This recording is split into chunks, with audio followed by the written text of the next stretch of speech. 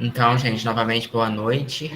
Nós vamos começar hoje a apresentação de trabalhos, tá? Semana que vem tem alguns outros trabalhos e aula. Então, o primeiro grupo é o grupo da Listéria. Se todo mundo já estiver aí, já pode começar a apresentar. Show, professor. Só vou abrir aqui no computador, ok?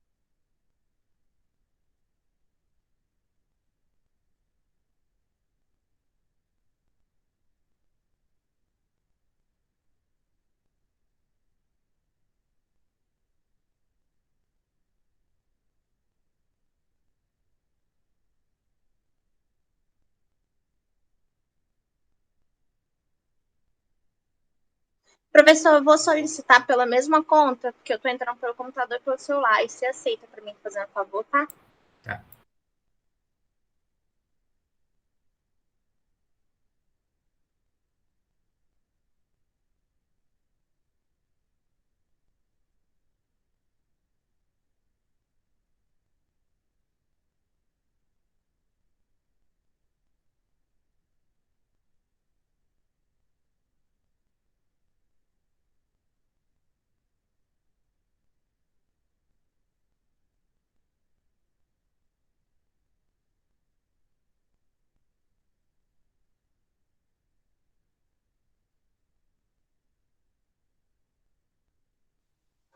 François, ainda ninguém tá falando, não. Vai colocar o slide aqui e a gente vai começar a apresentar, tudo bem? Tá bom.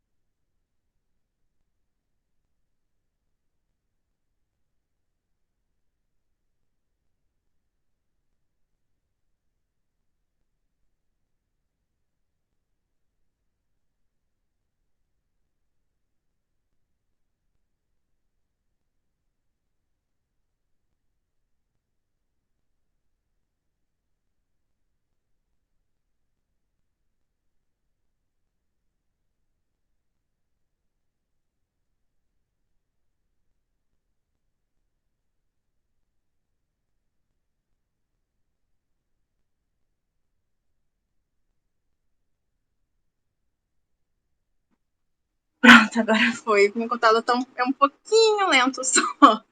Aí demora mais um bocadinho.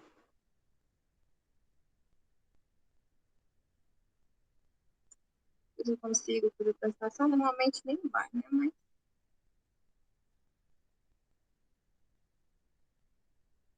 vai ter que ser assim, professor. É porque Que eu todo não mundo mostra o consigo. rosto, né, professor? Calma aí, Duda. É só explicar que eu não consigo colocar em tela na apresentação de slide, tá, professor? Então tem que ser Consegue assim colocar em mesmo. modo leitura, não? Leitura? Do lado onde você coloca para apresentar aí, ó. Aí, vê. Esse daí, do meio. O do meio. Vê se é modo leitura. Não, professor, não. Não? Do outro lado, né, não? Não, isso aqui é apresentação de slide. Se você clica 2 vezes, não vai, não, a tela toda? Não. É ligamento. Vou deixar assim mesmo. Pode ser É assim, porque assim não. não vai mesmo, não. Tá, vai ser assim, aí vou dar zoom de qualquer coisa, se não estiver enxergando, me fala, tá bom? Enfim, é isso. Tudo bem. Bom, o nosso trabalho é sobre a listeria, né? Você já pode colocar no primeiro slide.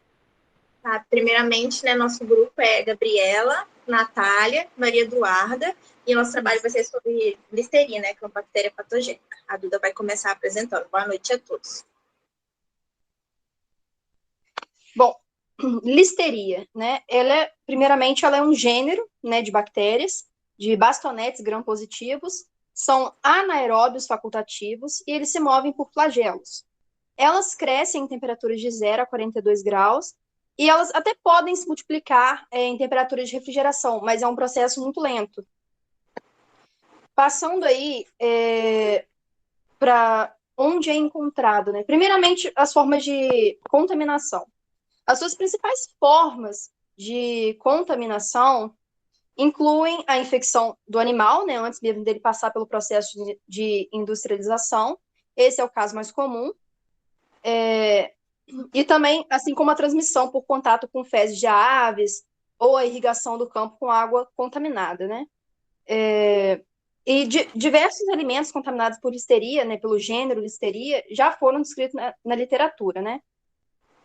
Passando para a parte onde são encontrados, né, são carnes embaladas, presuntos, peixes, assim como leite e seus derivados também são os principais exemplos.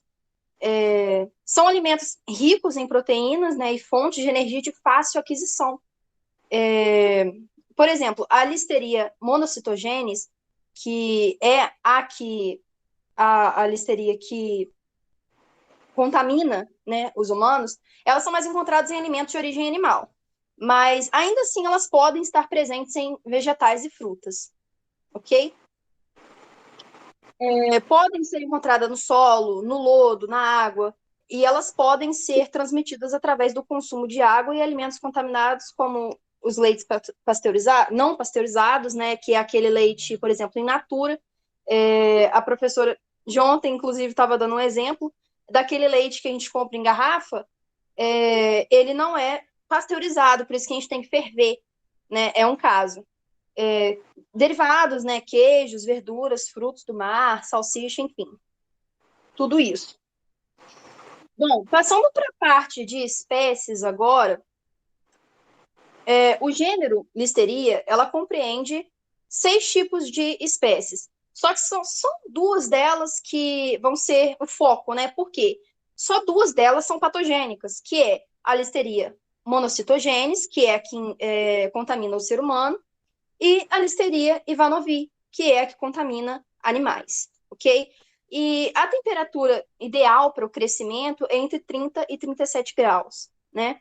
Elas toleram altas concentrações de sal também e também o baixo pH. E, bom, as demais espécies de listeria, elas são consideradas apatogênicas, que não causam doenças, e saprófitas. O que é saprófitas? São seres que consomem os nutrientes através de tecidos mortos, ou já em decomposição, como plantas e animais, enfim. E, então, não é este o caso, vamos focar nas que transmitem as doenças, né? Passando para a parte da listeria monocitogenes, que é a que contamina o ser humano, ela é uma espécie patogênica, ela é um parasita intracelular de macrófagos, e ela causa a listeriose, que é uma doença muito perigosa. É um tipo raro de infecção alimentar, e é geralmente causada por consumo de carne mal cozida, como eu já falei antes, laticínios não pasteurizados, mas ela também pode ser transmitida por vários outros tipos de alimento. E essa doença, ela afeta geralmente imunodeficientes, recém-nascidos ou idosos, vamos dizer assim, é o grupo de risco, né?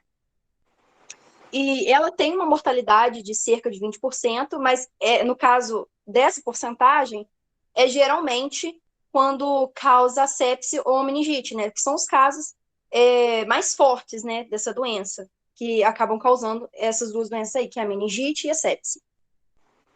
Já a listeria ivanovi, Ela é uma espécie de...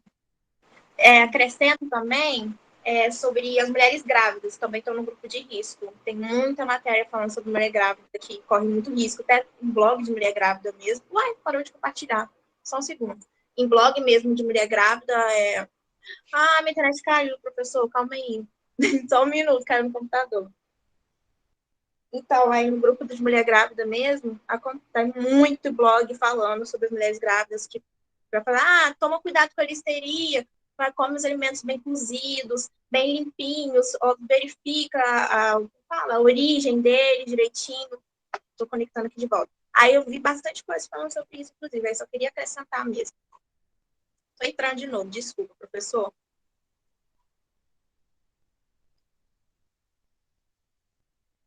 Como eu estava dizendo, a listeria monocitogênese é a que contamina humanos. A gente tem também, agora a gente vai falar, assim que abriu o slide, sobre a listeria Ivanovi.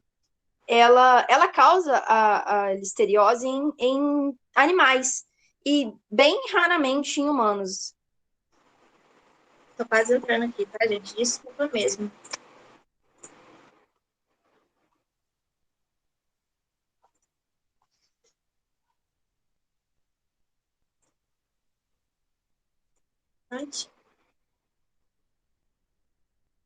Então, pode colocar na parte da listeria Ivanovi. Isso. Então, ela infecta predominantemente os ruminantes, né, os animais, e podem causar enterite, septicemia neonatal e abortos. Então, é muito perigoso porque numa produção, por exemplo, de animais, uma doença além de causar abortos, se o animal chegar a nascer, né, que também tem os natimortos que podem acontecer, e tem o nascimento de crias fracas. Isso não é nada produtivo para uma pecuária, por exemplo. Então, e essas crias fracas raramente sobrevivem, então não vai lucrar nada com esse tipo de animais, principalmente em ovelhas, né? Que você pode ver aí no slide, a gente colocou algumas imagens. A de cima que vocês viram, era a monocitogene, e essa aqui é um exemplo da Ivanovi, que é a que contamina animais, ok? E embaixo, no próximo slide, tem também uma fotinho para vocês verem o processo de contaminação e tudo mais. Bem bacana para vocês poderem visualizar melhor, ok? Só para dar uma traduzida, aí é que tem aqui a ovelha, tá certo? Aí tá aqui, placenta, aborto. Aí a ovelha, a placenta, o aborto com a contaminação da Ivanovi. Aí fezes, aqui em cima, tem fezes aqui também. Aí leite, vai para o leite, aí indiretamente, né, no caso, dessas coisas que ela vai transmitindo, geralmente vai para o leite, que vai para o queijo, que vai para a carne cozida, para as comidas da indústria, e para os vegetais também, né, porque pode acontecer. Eu estava lendo bastante também, e acontece muito, principalmente esse negócio de fezes de aves, as aves estão lá e transmitem essa doença, principalmente para esses animais aqui. Enfim, é isso. Vou passar aqui rapidinho. Agora a Gabi vai falar sobre os perigos da doença. Pode continuar. Ok, só um segundo.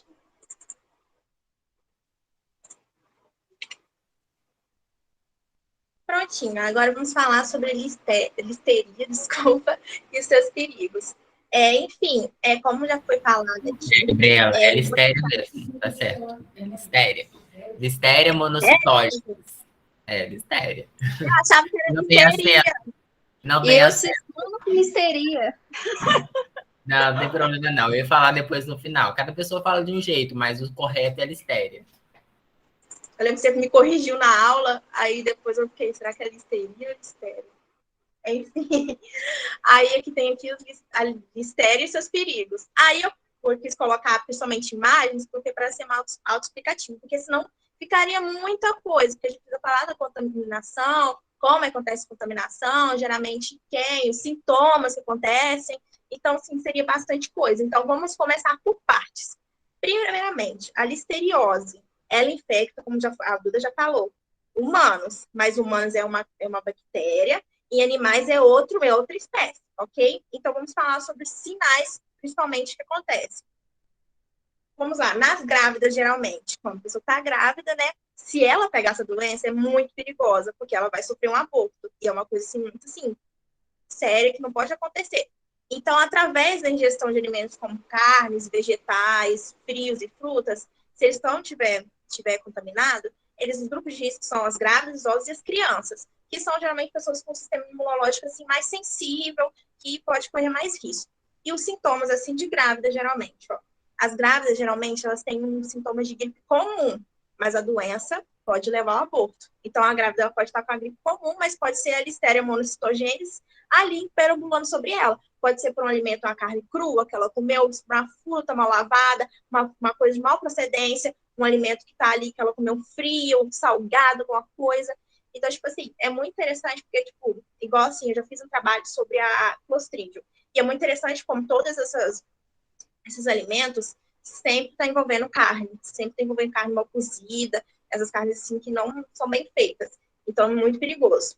Aí, ó, o bebê, ele também pode ser contaminado e ele pode falecer após o nascimento em decorrência de meningite. Aí, eu coloquei até uma imagem aqui de meningite. Meningite é quando tá, tipo assim, principal sintomas que eu vi, dor de cabeça muito intensa. Então, um bebezinho, ele pode morrer de meningite. Aí, já para idosa, a doença pode se manifestar com dores de cabeça, febre, alterações na percepção sensorial. O que é alteração na percepção sensorial? Tato, olfato, a pessoa escutar essas coisas, tudo a pessoa vai ter dificuldade por causa da doença. Ela vai, tipo assim, atingir uma coisa em que a gente pensa, caraca, essa doença nunca vai causar isso em mim.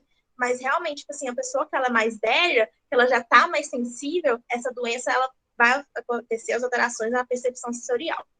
Enfim, aí outros casos provocam sintomas como diarreia e dor de cabeça. Agora, eu vou falar sobre uma coisa, a prevenção.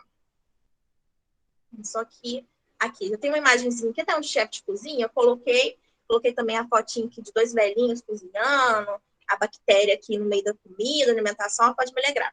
Esse do chefe de cozinha. Não é só o chefe de cozinha que tem que tomar cuidado, mas eu coloquei principalmente porque é muito perigoso em restaurantes também. Tipo assim, se não cozinhar com a carne direita, você pode estar colocando a vida de alguém em risco. Então tem que tomar muito cuidado. Tá sempre lavando as mãos no lugar que você está trabalhando, igual o chefe tá usando uma máscara, tá usando luva, tá usando a doma dele direitinho. Tudo isso para evitar contaminação. E é aquela coisa, boas práticas de higiene, tá sempre cuidando de tudo do alimento que você está ali pegando, tá produzindo e tá fazendo o seu produto final joia, entendeu? É coisa que tem que evitar. São coisas óbvias, mas acontece muito por causa de falta de higiene. Então, é uma coisa assim que não muita gente valoriza. Enfim.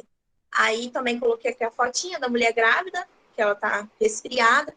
Também aqui coloquei isso aqui, nas imagens que eu encontrei sobre meningite, da pessoa com a dor de cabeça, enfim. E aqui também são da percepção sensorial, que aqui, ó, o olhar, o sentido da mão, de ouvir, de sentir gosto, de nariz, assim, de sentir cheiro. Enfim, é basicamente isso. E deixa eu só acrescentar mais alguma coisinha aqui. Ah, e tratamento, gente. Para o grupo de risco, antibiótico. Apesar de representar resistência em alguns casos, fora isso, normalmente as pessoas conseguem, tipo assim, se recuperar sem remédios. Mas, para esses grupos de risco, antibiótico, tá? Deixa eu ver se tem mais alguma coisa para acrescentar. Tá? Aí também, só para falar mais uma vez, só para deixar claro, a transmissão pode ser por fecal oral, sobre as fezes, né? Contato com a boca, essas coisas. E deixa eu ver mais o quê? Ah, tá. E só comentar mais rapidinho assim, sobre os sintomas, tá? Apatia, inapetência, depressão, febre, diarreia, abscessos em fígado e baço, abortamento em 1/3 do final da gestação, doença do andar em círculo, percepção sensorial. Tá vendo? Tem uma coisa, percepção sensorial. Ataxia, cabeça pressionada contra objetos, decúbito e até óbito. São alguns sinais também, tá? E é isso. Acho que é certinho. Em animais, gente, tipo assim, são coisas que tem que tomar cuidado. Cuidar do animal, evitar estresse para o animal, ter um ambiente seguro para o animal, priorizar muito o bem-estar animal. Ele está num ambiente higienizado, quando, por exemplo, está saindo do leite da vaca, por exemplo, igual essa contaminação para os leites não pasteurizados. Se o lugar for de uma precedência não tão boa, pode correr o perigo. Então, manter tudo bem higienizado. A questão da higiene é o principal fator, tá bom? Enfim, é isso. Essa é a minha parte aqui. Vamos para a listéria e os micro-organismos na placa Petri, que vai ser a Natália. Boa noite, gente. Tá dando para ouvir direitinho, que eu tô meio gripada? Tá, sim. Então tá. Eu vou falar sobre os micro-organismos na placa Petri. Então, ela é um método mais utilizado nos laboratórios, pois com essa placa dá para ver exatamente, saber o tamanho exato das bactérias nas colônias. Como tudo, né, tem sua vantagem e sua desvantagem. A vantagem dela é que ela fala exatamente a quantidade verdadeira de uma população de bactéria que existe numa determinada, como que posso dizer? Numa determinada placa dá para saber, calma aí, eu embolei tudo.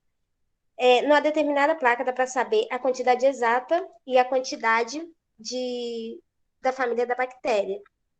Já a sua desvantagem é por ela demorar muito. Demora em média de 24 horas esse método.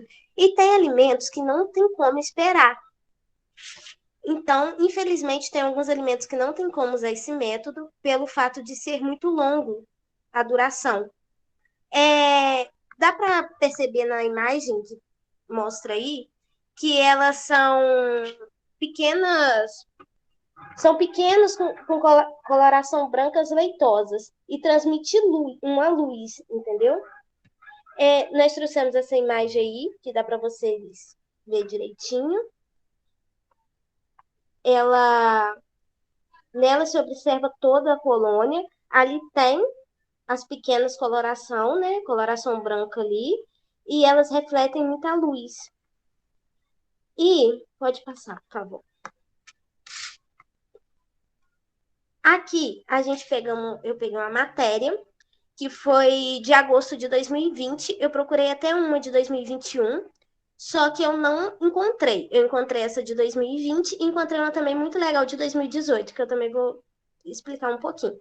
Essa de 2020 foi um fabricante de queijo suíço, que ele teve uma denúncia, né, que o queijo estava infectado pela bactéria. Como é que é? Listéria. Isso, eu já ia falar igual a Gabi, listéria.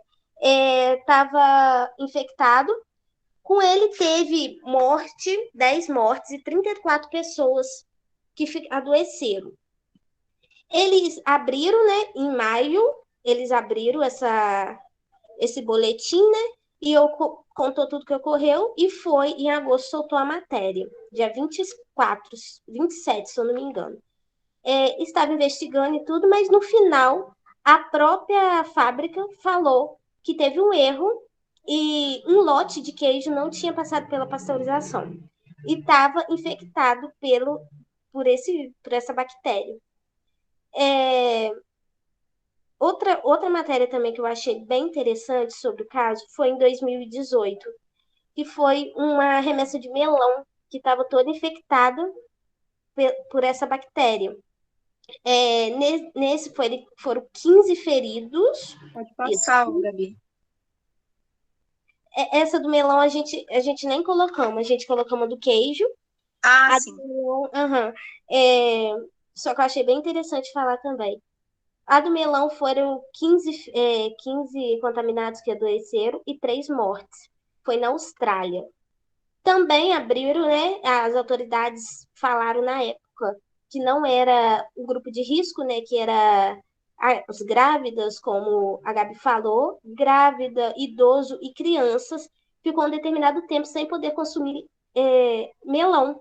Isso foi a autoridade que colocou, entendeu? Ela que ordenou que não podia consumir. No final foram feita análise em um monte de melão para ver, e realmente teve um lote que estava com muito contaminado, que eu acho que foi até a Duda que falou que foi pode ter sido por contato de aves, de animais contaminados, ou até mesmo de pessoas. Na matéria não explica direitinho, não fala como que esses melões foram contaminados. Só fala que por um determinado tempo não pôde comer o grupo de risco e teve 3 mortes, sendo ela dois idosos e uma criança. E Aí você vê, né, que no caso do queijo suíço é bem interessante, porque um lote apenas que não passou pela pasteurização se contaminou e matou, enfim, causou muita doença. Então, a pasteurização, gente, ela é muito importante, muito mesmo, tá? Eu estava até falando, né, acima do leite in natura, que é aquele leite de garrafa, vou até frisar isso aqui, fervam o leite, é muito importante que a gente tenha esse cuidado, ok, com os alimentos. E é isso. É isso, gente. Terminou a nossa apresentação. Eu espero que todo mundo tenha compreendido bem. Qualquer pergunta pode fazer, tá bom? Aqui estão nossas referências bibliográficas, tá? E qualquer pergunta é isso. Espero que vocês tenham gostado e boa noite. Para a apresentação. Parabéns, gente, pela apresentação de vocês. Alguém tem alguma dúvida? Quer perguntar para os colegas?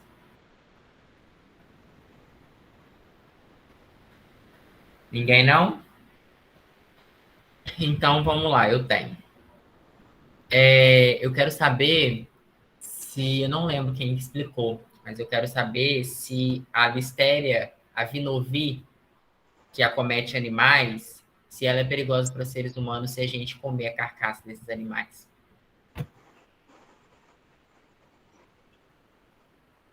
Pode responder? Pode.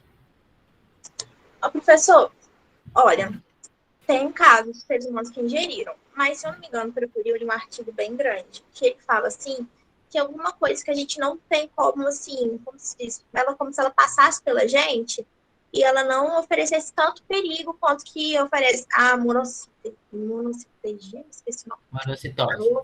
Isso, oferece tanto perigo para a gente. Então, tipo assim, é como se, eu não sei explicar bem, mas eu li no artigo que fala como se a gente não tivesse, Lucas fala errado, muito bem de falar uma coisa errada, mas como se a gente não tivesse nosso sistema assim, imunológico, nossos organismos, nossas células, não tivesse meio que a capacidade de captar essa doença, entendeu?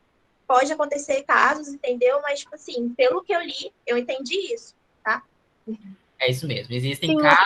eu até tinha citado, perdão te interromper, eu até tinha citado lá em cima que ela pode infectar os seres humanos, mas é bem raro, né? É bem raro mesmo. Ela é mais, ela contamina mais mesmo e é mais perigosa para os animais mesmo. É isso mesmo. Existem casos isolados, né, que a Vinovi contaminou seres humanos por se alimentar das carcaças desses animais, pela carne, né, desses animais que foram contaminados. Mas o perigoso para a gente, por enquanto, é a monocitose. Eu falo por enquanto porque, né, pode ocorrer mutações, enfim, ao longo dos anos aí, daqui uns dias, novos micro-organismos estão surgindo, mas na verdade são mutações que surgem, né, e aí que acaba comprometendo a nossa saúde. Mas, de uma forma geral, gostaria de dizer que o trabalho de vocês foi muito bom. Vocês apresentaram muito bem, deram exemplos, falaram todas as partes que eu solicitei, deram os exemplos, trouxeram curiosidades. É isso mesmo, o seminário de vocês está muito bom. Só senti falta da Natália, que falou pouco. Eu até conferi aqui a nota da Natália no último seminário. E nesse você falou muito pouco, Natália. Esperava que você falasse mais, assim, né? Desse mais exemplos, falasse mais conteúdo. Porque no outro você falou bem, você falou muito, né? E falou bem. Nesse eu senti que aconteceu alguma coisa, você estava trabalhando, alguma coisa. Acredito que o erro tenha sido meu. Eu que dividi as partes, né, que cada um ia apresentar.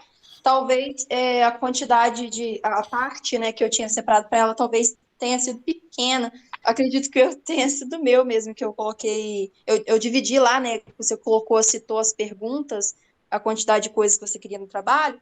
E aí eu dividi mais ou menos, né, uma parte para cada um apresentar, e talvez tenha sido isso. né? Ela ficou com a parte das curiosidades e da placa de Petri mesmo. Ah, Exatamente, porque na parte da placa, tava lá para trazer só imagens, né? Aí a gente conversando no grupo, eu falei, não, vamos dar pelo menos uma introduzida o que que é, uma vantagem, uma desvantagem, senão eu ia falar bem menos, porque a matéria, tipo, eu ia falar só a matéria do queijo. Aí eu achei muito pouco também, eu coloquei a do melão junto. Até procurei alguma mais desse ano, uma recente, mas não achei. Aí ficou assim mesmo. o que eu coloquei lá, aquela lista, né? Vou falar para vocês e para o pessoal. É um roteirinho, mas não é para seguir exatamente o que está lá. Então, assim, melhor, aumentar, igual vocês fizeram, é ótimo, tá? A gente só Aumentar, seguiu como base mesmo. isso, é como base, mas não é para fazer exatamente como está lá, né? Não tem necessidade. Mas, de tudo, tá? Muito bom o trabalho de vocês. Parabéns. Tá bom, Próximo pessoal, grupo. obrigada. O próximo grupo é. Bem, Maiara, Letícia e Fran. Estafilococcus. Pode apresentar aí. Tá, eu tô pedindo solicitação.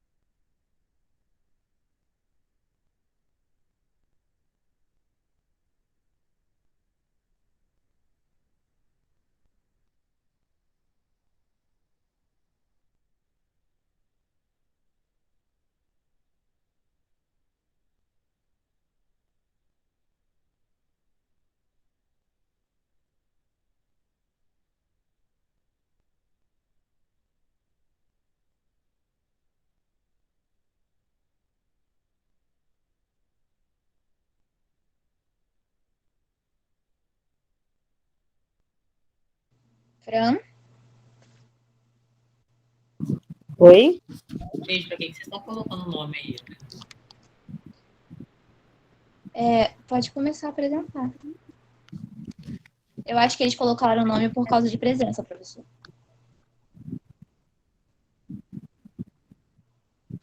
Pode começar, então?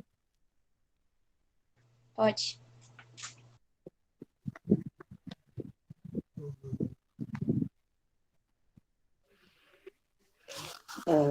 Peraí, só um momentinho. Boa noite. Nosso grupo é Letícia, Maiara e eu, Françoise. E nós vamos falar sobre os estafilococos, né? Os estafilococos são bactérias esféricas, elas não têm flagelo, e elas formam grupos, colônias, em formatos de cachos de uva. Então, daí o nome, porque estafilê, em grego, quer dizer cacho de uva. E elas são gram-positivas. O que isso quer dizer? Que em um método de coloração de gram, elas vão ficar violeta roxeadas, né? Elas são anaeróbias facultativas, quer dizer que elas ficam bem tanto na presença quanto na ausência de oxigênio, sendo que na ausência de oxigênio, em um meio mais ou menos de 37 graus, esse crescimento e desenvolvimento se otimiza, né? Se potencializa. E aonde que estão os estafilococos? Eles colonizam praticamente tudo, né? Eles se adaptam bem a vários ambientes, e eles são resistentes a condições do meio como ressecamento e calor, e eles colonizam, inclusive, a nossa pele e as nossas mucosas, né? e eles, nós convivemos bem com eles, mas se as pessoas estiverem mais debilitadas, ou se for um recém-nascido, ou um idoso, ou uma pessoa que tá debilitada, né, de saúde, aí ela fica mais fragilizada e ela pode ter uma infecção de estafilococcus. Então, as principais fontes de contaminação é de humanos para humanos, superfícies e objetos contaminados, e alimentos, principalmente alimentos derivados de animais.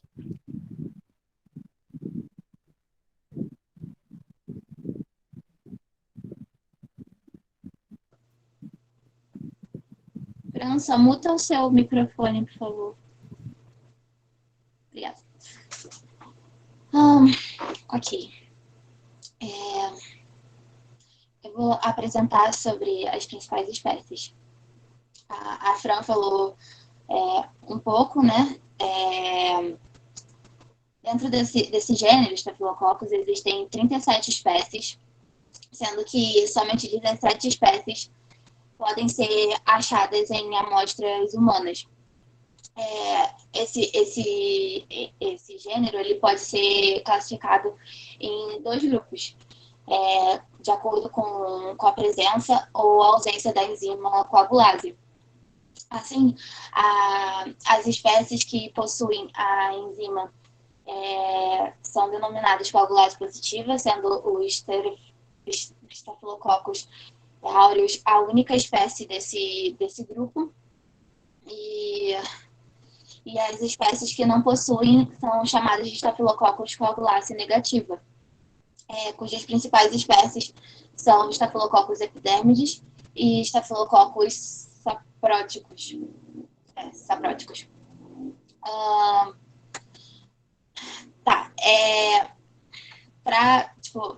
Para a gente conseguir diferenciar essas duas espécies, os Staphylococcus epidermidis e Staphylococcus sapróticos, já que eles estão nesse mesmo grupo, né, que não possuem a enzima, né, que estão no grupo de coagulase negativa, é necessário fazer um exame, e colocando a prova da novobiocina, que é um antibiótico, que no caso, quando você for realizar o exame, você vai ver que o Staphylococcus sapróticos, ele é normalmente resistente a esse antibiótico. E o Staphylococcus epidermidis, ele é sensível, que tipo assim, no caso seria, se você estivesse contaminado com epidermidis, você deveria tomar esse antibiótico, já que esse micro-organismo, essa espécie, o epidermidis, é sensível a esse antibiótico. Aqui a gente pode ver a imagem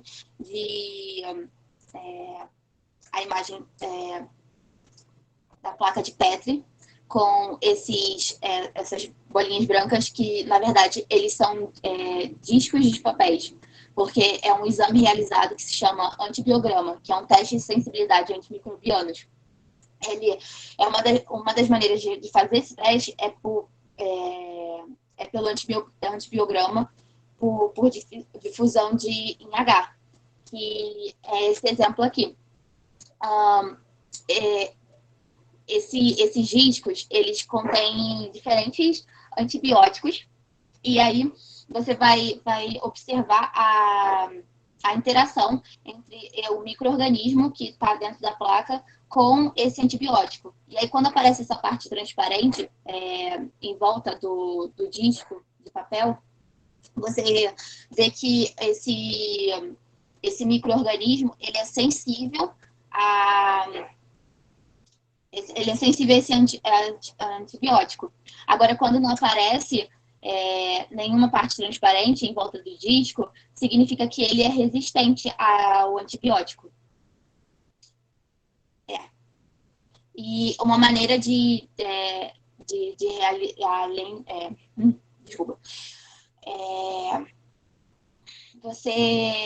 para você diagnosticar se você tem uma infecção ou não, você faz exames microbiológicos. E aí, para você descobrir qual antibiótico é o melhor para você, na verdade, o médico descobrir para você qual que é o melhor, você faz o antibiograma.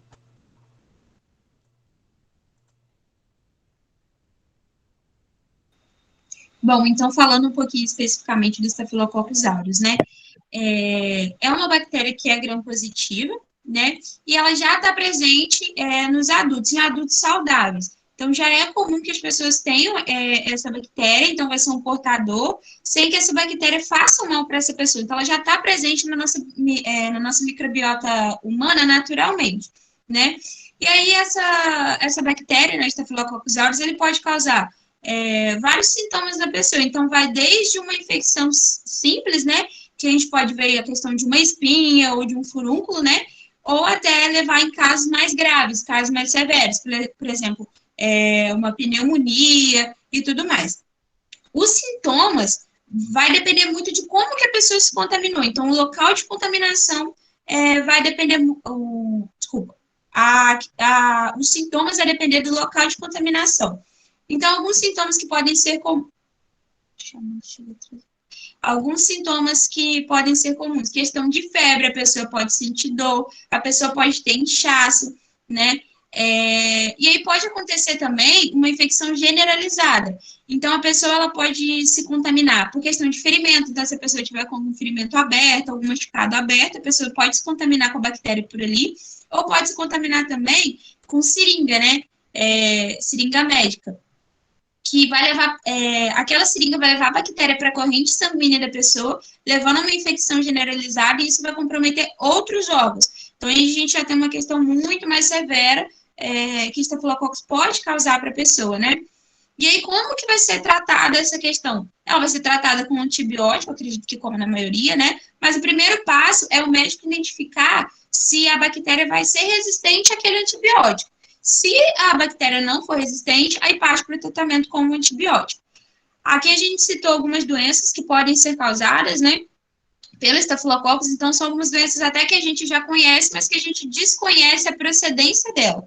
Então, por exemplo, a gente tem a foliculite, celulite infecciosa, endocardite, pneumonia, que é muito comum, intoxicação alimentar, que a gente vai ver que é uma bactéria que pode contaminar o alimento, e a gente vai entender melhor sobre isso mais para frente.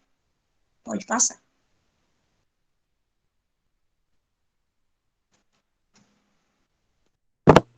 Bom, o Staphylococcus epidermidis, ele é um micro-organismo considerado oportunista. Por quê? Tipo assim, porque ele é capaz de causar doença quando o sistema imunológico está enfraquecido. Já que essas espécies, elas estão presentes no nosso corpo, então quando tem nosso sistema imunológico ele fica um pouco mais enfraquecido, ele já se aproveita, deixando a gente doente. Normalmente, essa espécie ela é associada a infecções em ambientes hospitalares devido à sua capacidade de colonizar em dispositivos intravasculares, feridas grandes e próteses, e conseguindo proliferar e resistir ao tratamento. Muitas vezes a presença dos Staphylococcus epidermidis no exame de sangue que foi coletado, né, ele é considerado uma contaminação na amostra, já que o Staphylococcus epidermidis, ele se encontra na nossa pele. Então, quando você vai tirar o sangue, pode ser que tenha uma contaminação. Por isso que quando o diagnóstico da infecção pelo Staphylococcus epidermidis é feito, ele tem que ser a partir de 2 ou mais hemoculturas, 2 ou mais análises de hemoculturas, né? E aí, normalmente são coletadas em locais diferentes para evitar falsos resultados. Os principais sintomas da infecção do Staphylococcus epidermidis, normalmente só surgem quando a bactéria se encontra na corrente sanguínea, podendo haver febre alta, cansaço excessivo, dor de cabeça, mal-estar, falta de ar, ou dificuldade para respirar e diminuição da pressão arterial.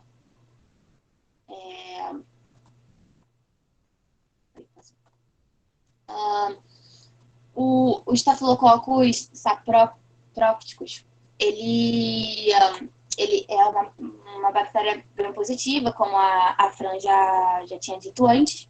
Ele pode ser encontrado no sistema genital de homens e mulheres, sem causar qualquer sinal ou sintoma.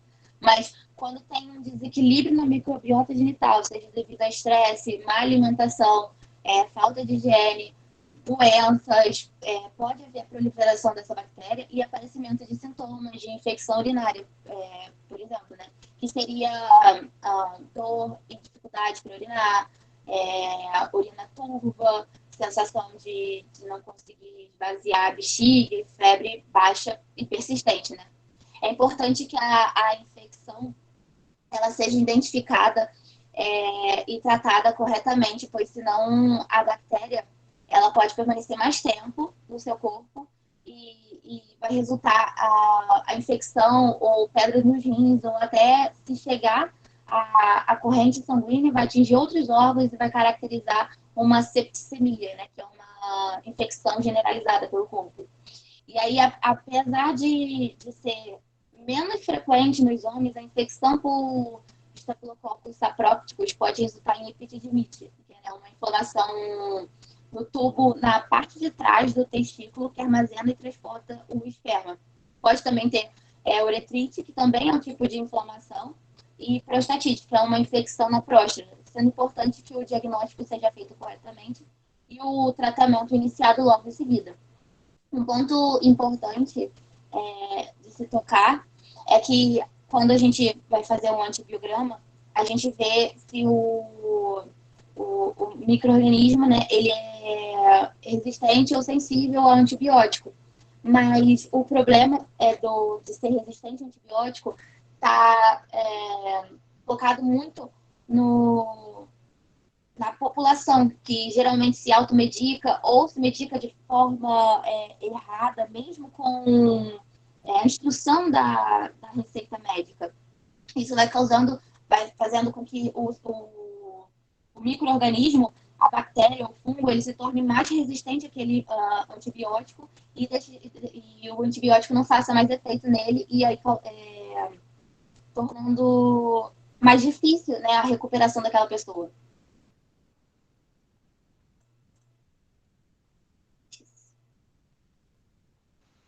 Bom, e aí a gente entra no tópico, então, de como prevenir a contaminação, né? Então, como que a gente consegue se proteger dessa bactéria? Será que existe alguma vacina? Será que a gente toma algum remédio e a gente consegue estar imune a ela? Pode passar, né? Bom, então, só recapitulando, para a gente entender como a gente pode se proteger, primeiro, não existe vacina e não existe nenhum remédio ou algum antibiótico que a gente tome como forma de prevenção, e sim como forma de tratamento. Então, como que a gente consegue se prevenir, se precaver dessa contaminação?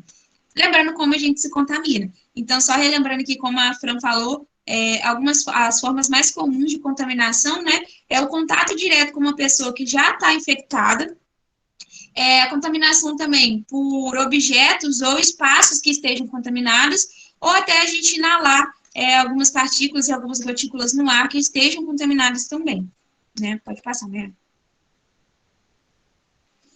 E então, como que a gente previne isso? Coisas simples do nosso dia a dia, que eu acho que a pandemia enfatizou isso muito bem para a gente, então a gente precisa lembrar e se atentar que não é só por conta do coronavírus que a gente precisa tomar esses cuidados, que são cuidados básicos do nosso dia a dia. Questão da lavagem de mão periodicamente, né, uma lavagem efetiva das mãos, feita de forma correta.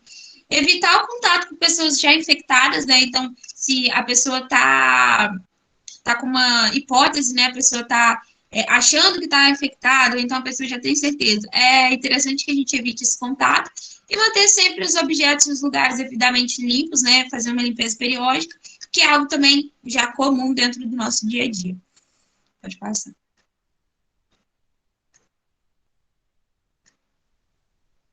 E aí, então, a gente falou um pouco da contaminação em humanos, né? Como a contaminação ocorre com a gente. Mas e a contaminação nos alimentos? Como que essa contaminação vai ocorrer e como que a gente pode se precaver e se prevenir dela? Eu citei alguns pontos, então, específicos e importantes que a gente pode dar bastante atenção, que é a questão, por exemplo, de panos de prato. A gente precisa entender que o mesmo pano que a gente seca o utensílio é o mesmo pano que a gente está secando a nossa mão. Então, é um ponto que a gente precisa se atentar. Esponja de lavar louça.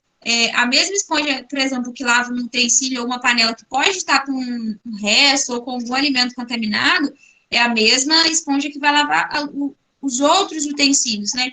Então, a gente fazer a troca dessa esponja também, respeitando o tempo de uso dela. Alimentos expostos. Interessante que a gente não deixe os alimentos expostos muito tempo, né? Seja em festa, em buffet, em restaurantes. É interessante que a gente não ultrapasse o tempo máximo de 2 horas aí da exposição desses alimentos.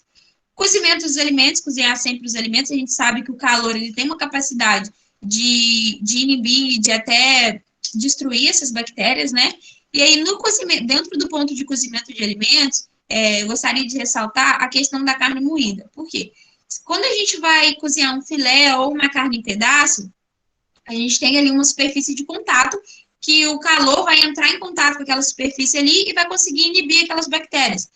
Quando a gente tem a carne moída, a gente tem um grande espaço de contaminação ali, uma grande parede de contato ali, né? E aí, quando a gente mistura essa carne moída, o externo dela vai ter contato com o interno dela. Com esse contato, a gente precisa cozinhar bem essa carne para que a gente consiga, através do calor, inibir essa bactéria. Pode passar. Então, aí é só lembrando mesmo para a gente se atentar a pontos específicos, questão da carne moída, a exposição dos alimentos, a bucha de lavar a louça, né, e o pano de prato. Pode passar, mãe. E aí, então, conhecendo um pouquinho o estafilococcus na placa, né, na placa de Petri, no laboratório. A gente vai ter aí, quando a gente estiver analisando essa bactéria, elas vão apresentar para a gente cerca de 0,5 a 1,5 milímetros de diâmetro, né? E aí elas são imóveis e elas não são encapsuladas. Então, não encapsuladas, tá? E aí ela pode apresentar para a gente de diversas formas. Então, a gente vai ter essa bactéria podendo se apresentar de forma isolada, em pares, em cadeias curtas, ou até elas podem se agrupar de formas irregulares, tá? Bem sucinto que eu tinha para falar sobre isso. Pode passar.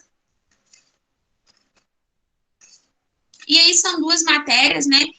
A primeira aí foi o Arthur Araújo, que é o neto do ex-presidente Lula, que ele morreu de infecção generalizada pela bactéria do Staphylococcus aureus.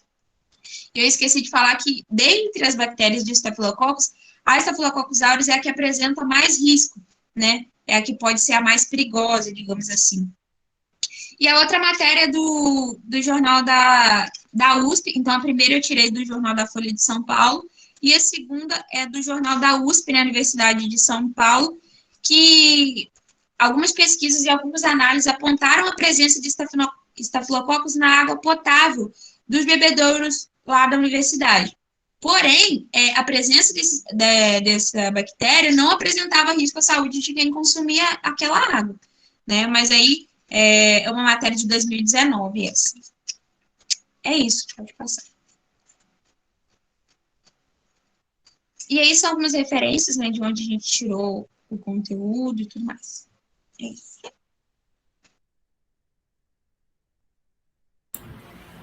Ótimo, gente. Muito bom o trabalho de vocês também, como outro grupo, né? Um trabalho bem completo, colocou lá todas as curiosidades, trouxe reportagem. Alguém tem alguma dúvida? A hora de perguntar é agora. Ninguém tem dúvida, né? Então, eu posso perguntar para vocês, sem ser do grupo, o resto do pessoal, eu posso perguntar que todo mundo sabe. Tá, então, eu vou fazer uma pergunta aqui, deixa eu ver para quem.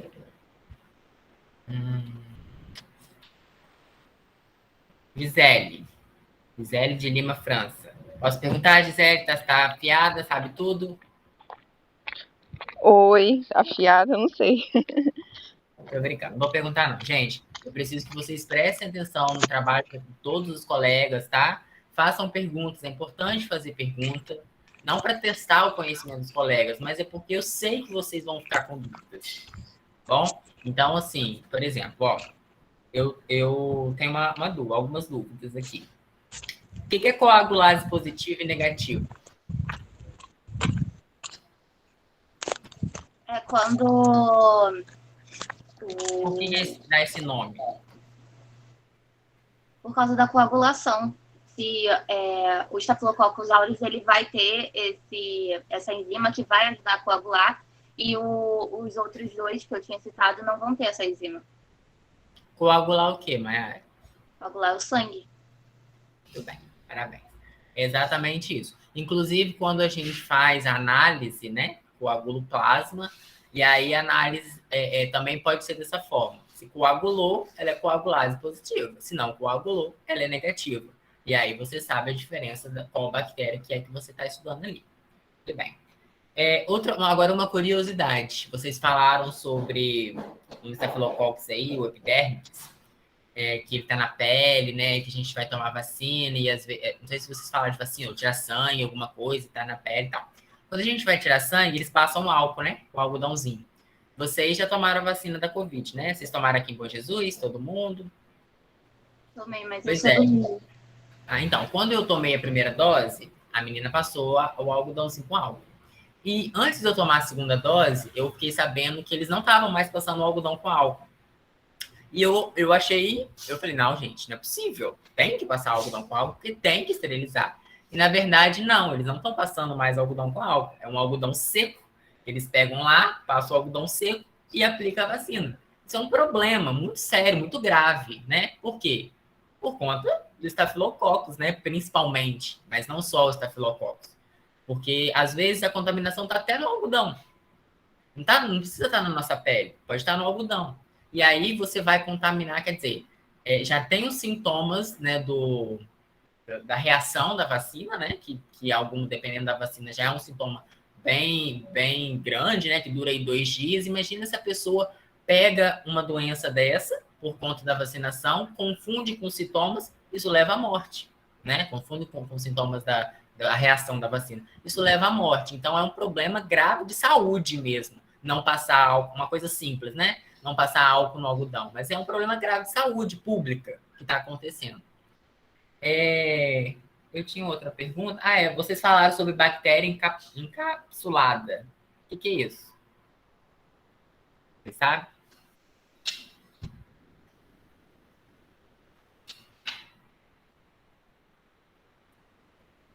Tem a ver com a questão da membrana, professor? Tem.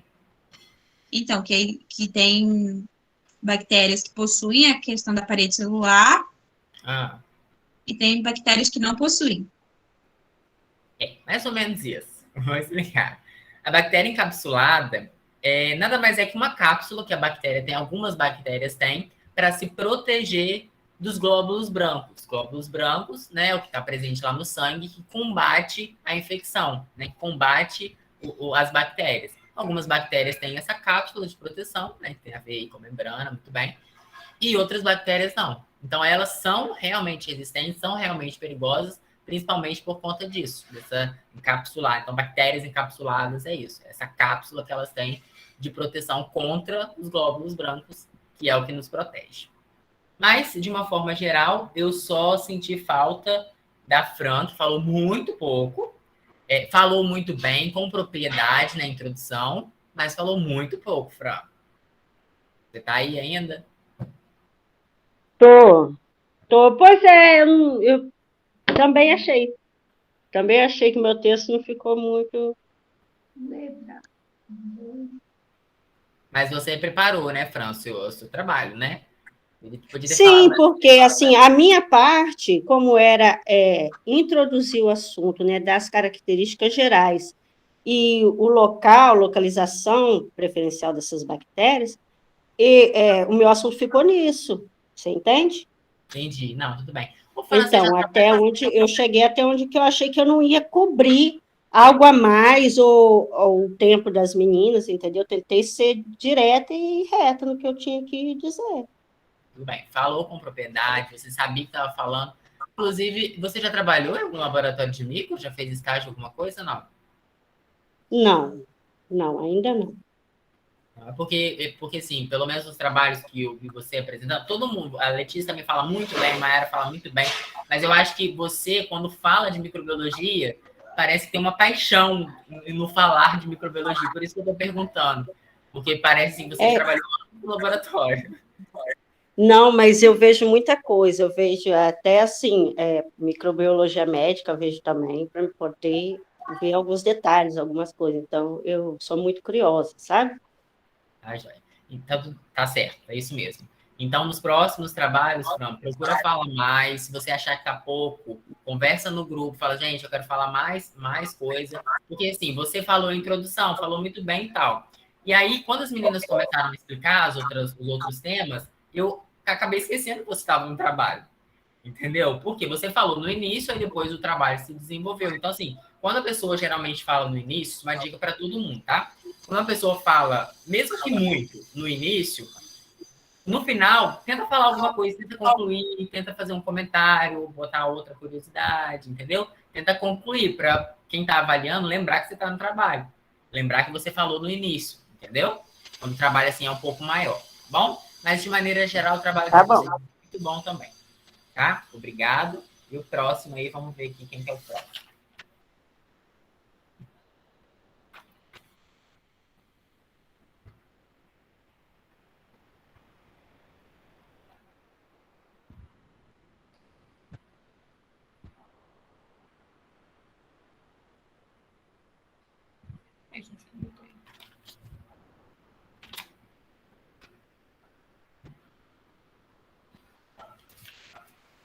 Então, o próximo, gente, eu não trouxe meu caderno para Bom Jesus.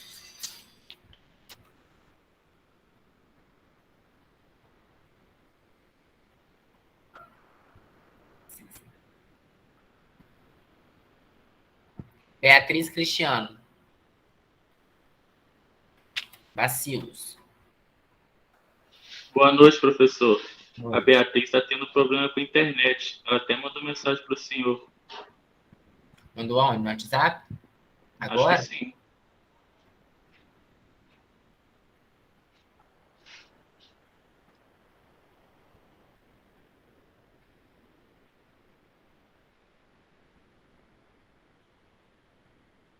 Cristiano, coloca só os slides aqui para mim, fazendo um favor. Os slides estão com ela, professor. Com ela. Manda mensagem aí para ela e pede ela para me mandar os slides, fazendo um favor, e vocês apresentam semana que vem.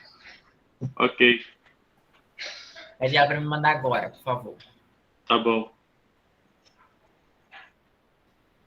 Então, Gabriela, Maria Eduardo e Natália apresentaram. Maiara, Letícia e Fran apresentou. João Vitor, Breno e Daniele. Clostridium. Pode apresentar. Professor, boa noite. Oi. Boa noite. A gente tinha avisado que ia apresentar no dia 3. O senhor até tinha falado com a gente que podia. Que a Dani, nós três nós moramos em Bom Jesus, né? Eu e a Brenda, nós somos do Rio, e a Dani do Espírito Santo. Aí ela foi para Bom Jesus hoje, avisou até, acho que você, acho que umas semanas atrás, uns dias atrás aí. Mesmo, avisou. Aí eu Aí falei é com porque ela. ela tá vendo onde morar, né? Ela tá vendo onde aluguel. Eu falei com ela assim, Daniele, né? Isso, a Dani. Ia tentar chegar hoje. Ela não chegou em casa, então? Não sei, eu não sei como é que é. Como é que é? Eu sei que ela mora longe. Você tá com seus slides aí? Quer apresentar eles? Só colocar aí na tela? Ah, não, não fui eu que fiz os slides, não. Quem que fez? Não sei se foi a Dani ou a Brenda. Então, você consegue falar com elas aí? Então, eu mandei até mensagens para elas, elas não responderam. A Brenda também não tá procurando casa em Bom Jesus? Então, a Brenda, ela era de República, né? Aí, se eu não me engano, ela ficou 3 dias na República e acho que pagou o ano inteiro. Aí ela tá vendo também onde morar. Não sei, eu sou alojado, era, né, alojado, não sei como é que vai ser o futuro, mas eu tô vendo alojamento ainda. Aí foi isso, professor. Aí a gente ficou pra apresentar dia 3. Então, João Vitor, hoje até meia-noite eu quero os slides de vocês, tá? Pode enviar por e-mail, por favor. Tá, eu vou dar o meu jeito. Obrigado, professor. Liga para elas e pede para me mandar, por favor, os slides. Pelo menos os slides. E vocês podem apresentar semana que vem. Tá? Tá. Então, 2 grupos apresentaram hoje. Muito bem. Ficou todo mundo para semana que vem. Semana que vem vamos até meia-noite, né?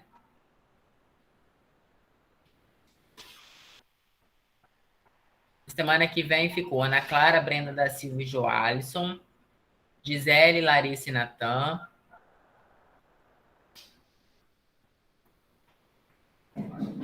João Vitor, Brenda, Pereira e Daniele, Patrícia, Lauriele e Lavínia. A Patrícia, Lauriele e Lavínia, a Gisele, Larissa e o Natan, e a Ana Clara e a Brenda e o Joalisson, foi o que a gente combinou, realmente ia apresentar dia 3, porque um deles sempre trabalha, né? Ao longo da semana, as pessoas foram me pedindo para colocar dia 3, porque tinha algum problema e tal. Mas, assim, né, o ideal seria apresentar hoje, né?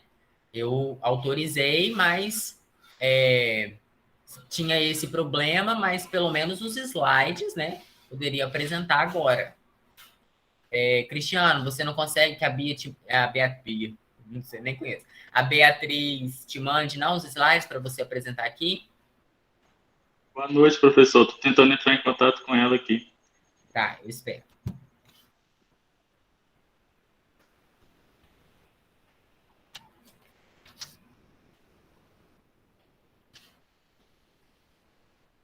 Lucas, precisa mandar os slides no seu e-mail? Não precisa.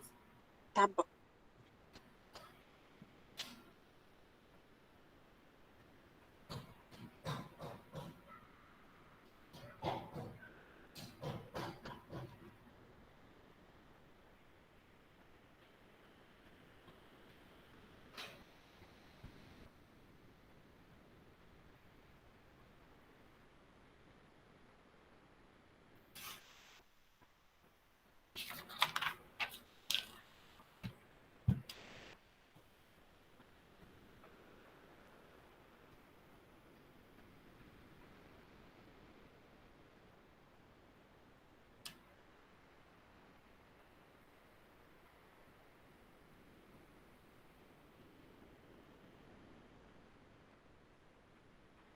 E as outras pessoas para a semana que vem, gente? Tem alguém aí? O pessoal de semana que vem? Sim, professor, tô aqui. Já começou a fazer o trabalho? Brenda da Silva, deixa eu ver. Seu Domona, já começaram a fazer o trabalho? Tá dando tudo certo? Só tem semana que vem, hein, gente, para apresentar, hein? Já sim, já estamos até montando os slides, na verdade. A gente já fez as pesquisas, ainda está faltando algumas pesquisas também para incrementar, mas a gente já está até montando os slides. Tá ótimo. Mais alguém? Eu tô aqui, a gente fez um grupo, cada um tá pesquisando alguma coisa também, só que a gente não montou slide ainda não. Tá, joia. Patrícia, Lauriele, Lavínia, tem alguém aqui? Estamos ali, só que o nosso não dá coisa não, só no dia 3 mesmo. Tá, mas já começaram a fazer? Estão conseguindo achar direitinho? Sim. A gente está pesquisando. Tá ótimo.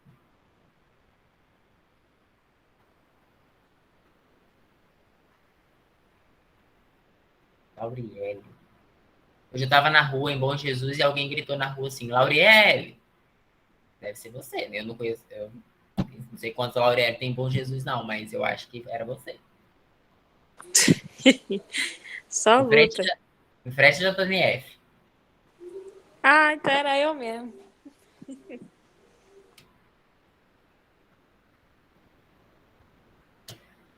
Bom, gente, então, Cristiano, peço que a Beatriz me mande, tá? Por e-mail. E o João Vitor também, peço que me mande por e-mail. Se vocês apresentam na semana que vem, junto com os outros grupos. Por favor, coloquem aí presente no chat. E tenham todos uma boa noite. Parabéns aos grupos que apresentaram hoje, tá bom? Quem já estava marcado vai apresentar antes. Sim, senhora. Obrigada, professor. Eu pensei que você ia dar aula depois. Não, porque não ia dar tempo, né? Porque tínhamos 5 trabalhos hoje. Ok, professor, obrigada.